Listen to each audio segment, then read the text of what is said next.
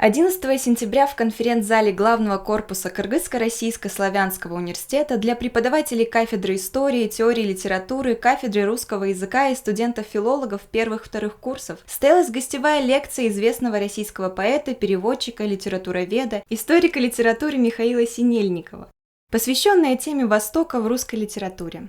Очень важна была иммиграция в Китай, в Харбине русская, там возник целый ряд замечательных русских поэтов. В общем, я не считаю нужным в антологии русской поэзии, которой я занимаюсь, я составитель в долгосрочном национальном проекте 10-томника антологии русской поэзии, я не считаю нужным отделять иммигрантскую поэзию от советской. Мероприятие состоялось в рамках фестиваля «Кыргызстан-Россия. Общее культурное наследие». В русский язык вошло огромное количество тюркских слов, по-видимому, более 30% русских слов тюркского происхождения.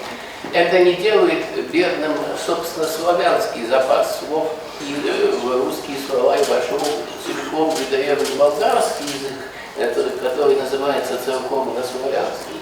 И много других слов разных культур, как сказал поэт Мандельштам, слаще пение итальянской речи, мне родной язык, ибо в нем таинственно лепечет чужеземных арф родник.